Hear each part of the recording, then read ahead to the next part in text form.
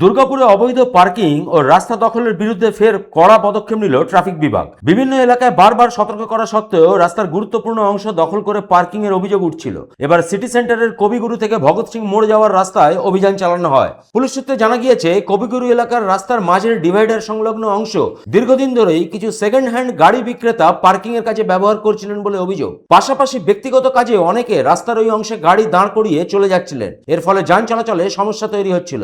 এদিন দুর্গাপুর ট্রাফিক বিভাগের পক্ষ থেকে রাস্তার ডিভাইডার ব্লক করে রাখা গাড়িগুলি সরিয়ে নেওয়ার কড়া নির্দেশ দেওয়া হয়। ট্রাফিক পুলিশের তৎপরতায় ব্যবসায়ীরা দ্রুত গাড়িগুলি সরিয়ে নেন।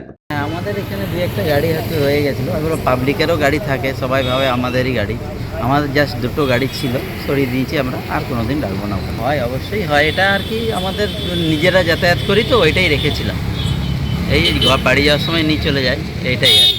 পাশাপাশি ভবিষ্যতে রাস্তার ডিভাইডার বা যান চলাচলের গুরুত্বপূর্ণ অংশ দখল করে গাড়ি পার্কিং না করার জন্য ব্যবসায়ী ও সাধারণ মানুষকে সচেতন করা হয়। ট্রাফিক বিভাগের পক্ষ থেকে স্পষ্ট জানানো হয়েছে, আগামী দিনেও এই ধরনের নিয়ম ভঙ্গের ঘটনা ঘটলে মোটা অঙ্কের জরিমানার মুখে পড়তে হতে পারে। দুর্গাপুরের সমস্যা নয়, সারা পশ্চিমবঙ্গের সমস্যা।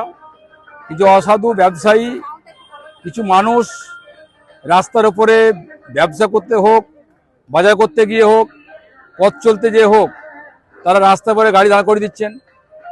যারা ফ্ল্যাট বানাচ্ছেন রাস্তার উপরে বালি চিপস ফেলে দিচ্ছেন। মাননীয়া অগ্নিমিত্রা পাল বলেছেন যে কোনো অবৈধ পার্কিং, কোনো অবৈধ বালি, কোনো অবৈধ লোহা, কোনো অবৈধ গিটি রাখা চলবে না। তারপরেও প্রশাসনকে বুড়ো আঙ্গুল দেখিয়ে যারা এখনো রাস্তার উপরে বালু বা পাথর বা ইট ফেলছেন বা গাড়ি পার্কিং করছেন, অনুরোধ করব, সামনে পুজো আসছে, জঞ্জাট তৈরি হবে।